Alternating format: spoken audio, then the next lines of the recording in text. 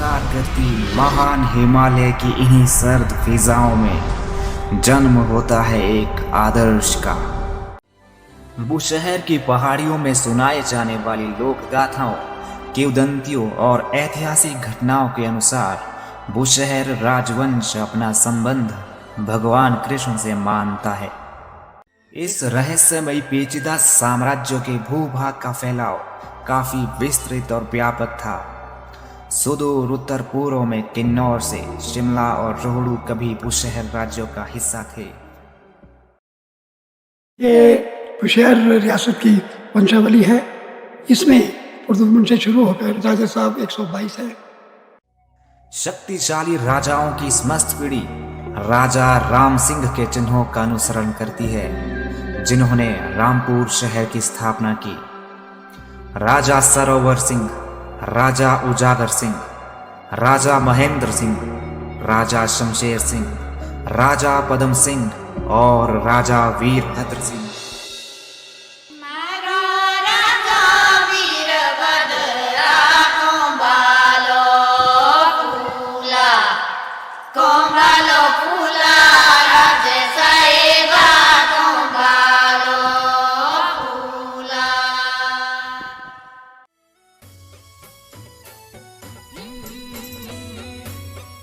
दुर्लभ हिमाचली वास्तुकला का बेहद शानदार नमूना सराहन का श्रीखंड व्यू सराहन पैलेस बुशहर रियासत की ग्रीष्मकालीन राजधानी है।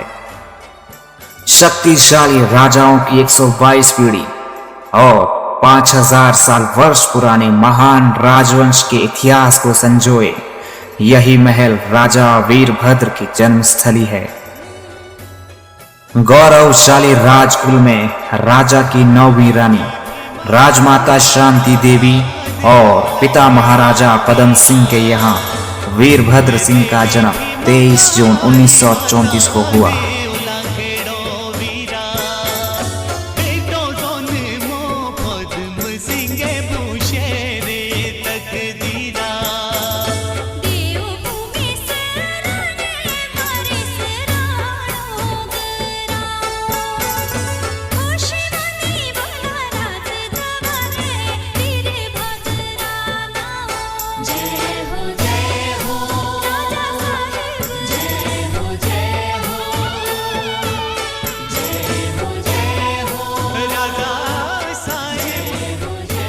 इस प्रकाशमान बालक को प्राथमिक शिक्षा के लिए colonel Brown's convent school Dehradun भेजा गया।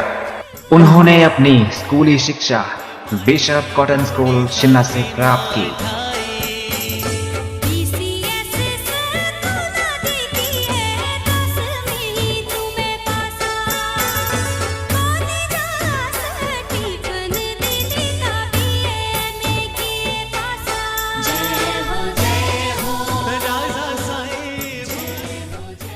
परंतु विधाता को कुछ और ही मंजूर था। 13 वर्ष की छोटी आयु में वीरभद्र सिंह के ऊपर से पिता का साया उठ गया।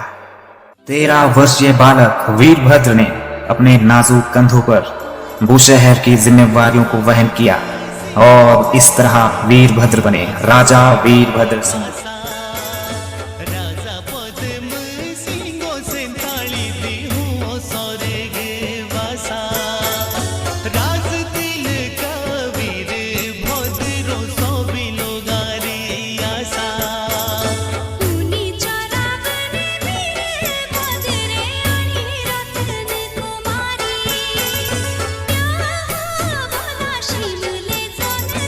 मई 1954 को राजा वीरभद्र सिंह का विवाह जुब्बल की राजकुमारी रत्ना कुमारी से हुआ।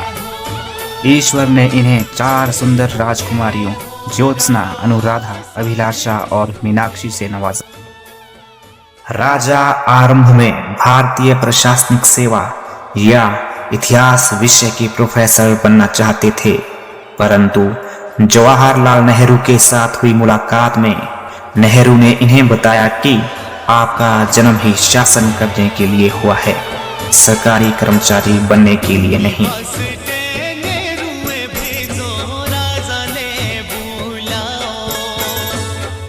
बसते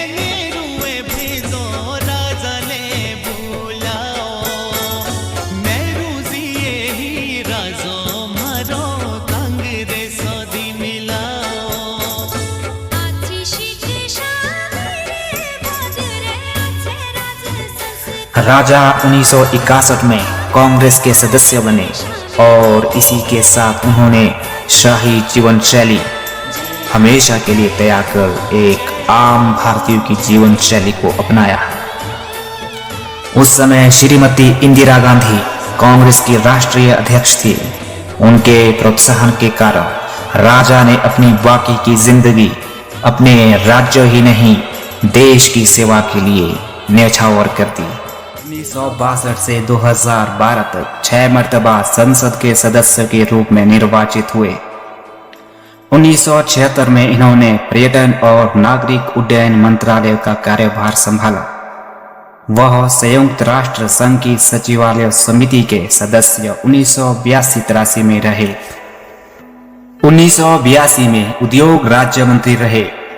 उन्हें 2009 में इस्पात राज्य मंत्री नियुक्त किया गया और 2011 में सूक्ष्म लघु और मध्यम उद्योग का मंत्री नियुक्त किया गया। वीरभद्र सिंह 1983 में पहली बार राज्य के मुख्यमंत्री के रूप में निर्वाचित हुए। उसके पश्चात उन्होंने अनुकरणीय उदाहरण स्थापित करते हुए किसी राज्य के रिकॉर्ड 6 बार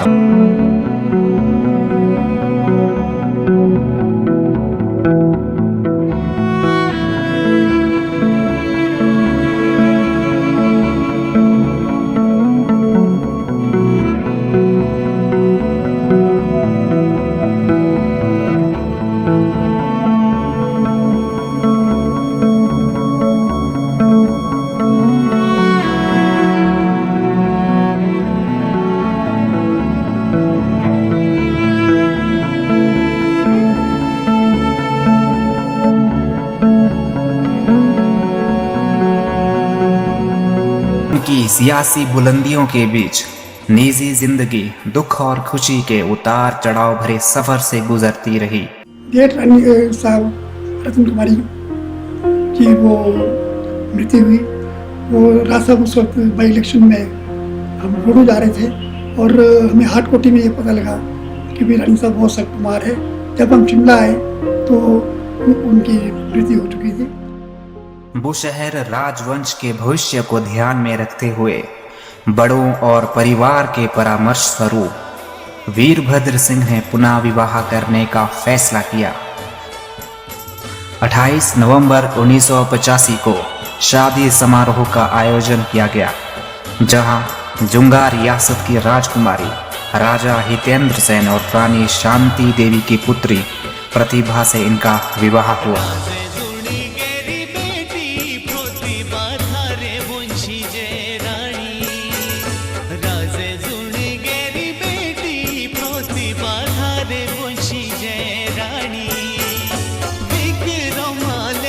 राजा वीरभद्र की जिंदगी में तब नई उमंग और खुशियों भरी सुबह का उदय हुआ, जब रानी प्रतिभा सिंह ने उन्हें राजकुमार विक्रमादित्य और राजकुमारी अपराजिता रूपी 2 बहुमूल्य तोहफे से नवाजा।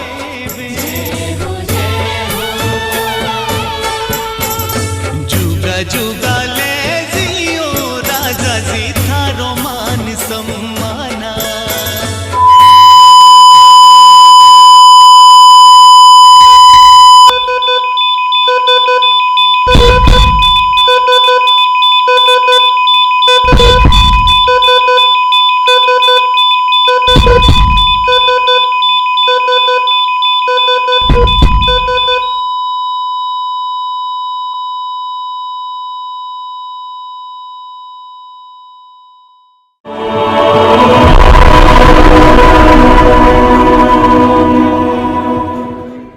हिमाचल प्रदेश की राजनीति के एक युग का अंत हो गया।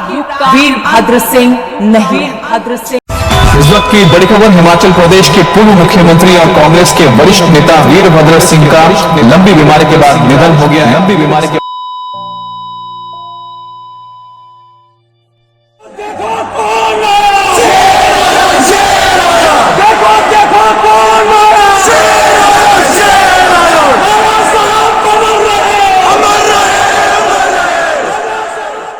ऐसा लगता है जैसे नाथ हो गया चाहिए। हमारा तो ऐसा था जैसा गाँव का है, साहब जैसा प्यार।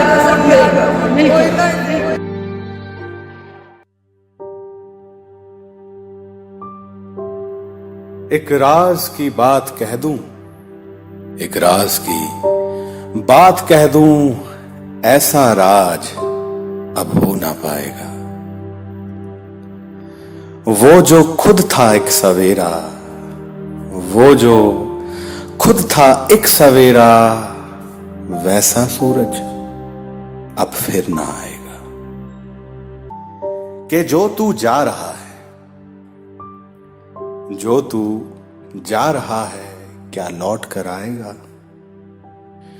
तेरी इस कमी की गमी को, तेरी इस कमी की गमी को कौन पूरा कर पाएगा? कि वक्त की लकीर के मोहताज गए कई आने जाने वाले, वक्त की लकीर के मोहताज गए कई आने जाने वाले, राजा तो एक ही था, एक ही है, उनकी जगह कौन ले पाएगा? राज की बात कह दूं, ऐसा राज अब फिर ना हो पाएगा।